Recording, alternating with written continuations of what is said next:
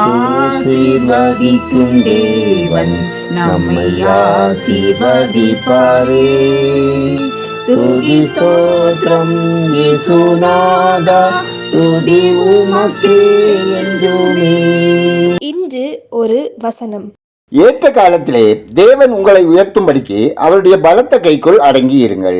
1 பேதுரு 5:6. அன்புக்குரியவர்களே, இயேசு கிறிஸ்துவின் வல்லமையுள்ள நாமத்தில் உங்களை வாழ்த்துகிறோம், ஆசீர்வதிக்கிறோம். உங்கள் வேலையோ எப்பொழுதும் ஆயத்தமாய் இருக்கிறது. இயற்கையான சுவாபமுள்ள மனிதன் தேவ காரியங்களை அறிய மாட்டான். கிழக்கிலிருந்தோ மேற்கிலிருந்தோ தெற்கிலிருந்தோ அல்ல, மேலிருந்து உயர்வு வரும் என இயேசு அறிந்திருந்தார். எல்லா முழங்கால்களும் முடங்கி தனது கர்த்தத்துவத்தை அறிக்கை பண்ண இருக்கும் பிதா குறித்துள்ள வேலைக்காக காத்திருக்க தன்னை இயேசு பயிற்றுவித்திருந்தார். ஏற்ற காலத்தில் கடவுள் உங்களை உயர்த்தும்படி அவரது பலத்த கைக்குள் அடங்கி இருக்க வேண்டும் என்று பேதுரு போதிக்கிறதை இன்றைய வசனம் கூறுகிறது. கர்த்தர் நமக்கு நியமிக்காத இடத்திற்கு ஒரு மனிதனும் நம்மை உயர்த்த முடியாது. அவர் நம்மை வைத்துள்ள இடத்திலிருந்து எவரும் நம்மை இறக்கவும் முடியாது. நமக்கு இழைக்கப்பட்ட அநியாயத்தை கடவுள் சரி கட்டுவார். இந்த சத்தியத்தை எவ்வளவு நாம் கற்றுக்கொள்கிறோமோ அவ்வளவுக்கு அவ்வளவு உயர்வடைவோம். குழப்பங்களும் போராட்டங்களும் நமக்கு குறையும். நம்மை நாமே உயர்த்தி பிரபலமாக எடுக்கும் முயற்சிகள் யாவும் நம்மை பிசாசின் கையில் ஒப்படைக்கும். முடிவு பரிதாபமாக இருக்கும். எனவே பொறுமையாக இருங்கள். கர்த்தர் உங்களை உயர்த்துவார். நாம் ஜெபிப்போம். அன்பின் பரலோக பிதாவே, ஆசீர்வாதமான இந்த நாளுக்காய், இந்த நாளின் வசனத்துக்காய் நன்றி சொல்கிறோம். அப்பா, நீர் எங்கள் நாட்களை புதியவைகளாக்கி உம்மிடமிருந்து நன்மைகளை பெற்று அனுபவிக்கத்தக்கதாக எங்களை தகுதிப்படுத்தும். நாங்கள் உயர்வடையும்படிக்கு விசுவாசத்துடன் காத்திருந்து மேன்மையடைய உங்க பலத்த கருத்துக்குள் எங்களை ஒப்புக் கொடுக்கிறோம். எங்களை மேன்மையடைய செய்வீராக. கர்த்தாவே, நீர் எங்கள் தேவைகளை சந்தித்து எங்களை பலப்படுத்தி பாதுகாத்து எங்கள் அக்கிரமங்களை மன்னித்து நோய்களை குணமாக்கி ஆசீர்வதிங்க.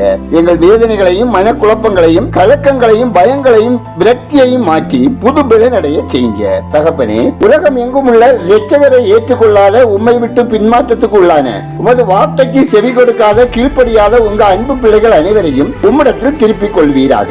ஆண்டவரே, உலக அளவில் கொத்தடிமைகளாக உள்ள குழந்தைகள், வீடுகளில் வேலைக்காக செயல்படுகிற பிள்ளைகள், பாலியல் துன்புறுத்தலுக்கு உள்ளாகிற பிள்ளைகள் மற்றும் உடல் ரீதியாக துன்பத்துக்கு உள்ளாகும் பிள்ளைகள் விடுவிக்கப்படவும், பாதுகாக்கப்படவும், ரட்சிக்கப்படவும், தேவையான கல்வி ஆரோக்கியம் கிடைத்திடவும் ஜெபிக்கிறோம். அப்பா, உங்க பலத்த கரம் கிரியை செய்வதாக. ஆண்டவரே, ஒவ்வொரு குடும்பத்திலும் தேவ சமாதானம் பெருகவும், ஆவியானவரின் ஆளுகையால் பிள்ளைகள் நடத்தப்படவும், குடும்பத்தினரின் ஆவி ஆத்மா சரீரம் குற்றமற்றதாக காக்கப்படவும், கையின் பிரயாசங்கள் பொருளாதாரம் வருமானம் மேன்மையடையவும், கடன் சுமையினால் தேரப்படுகிறவர்கள் வாழ்வில் ஆசீர்வாதம் உண்டாகவும், வாலிப பிள்ளைகளுக்கு ஏற்ற வாழ்க்கை துணையும், பேறுகால பெண்களுக்கு பிரசவமும், குழந்தைக்காக விசுவாசத்தோடு காத்திருக்கும் தம்பதியருக்கு கற்பத்தின் கனி கிடைக்கவும் உங்க இரக்கம் கிருபை வேண்டுமா ஜெபிக்கிறோம். ஒவ்வொருவரின் அப்பம், தண்ணீர், வேலை, தொழில், வியாபாரத்தில், விவசாயத்தில் உங்க ஆசீர்வாதம் வேண்டுமா ஜெபிக்கிறோம். விடுதிகளில் தங்கி படிக்கிற செமஸ்டர் தேர்வுகளை எழுதி கொண்டிருக்கிற பிள்ளைகளுக்கு உங்க அறிவும் புத்தியும் ஞானமும் வேண்டுமா ஜெபிக்கிறோம். எங்கள் தேசம் ஆசீர்வதிக்கப்படவும், மக்கள் கர்த்தரை அறியும் அறிவில் வளரவும், ஆட்சியாளர்கள் உண்மையாய் நேர்மையாய் செயல்படவும் வழி நடத்துங்க.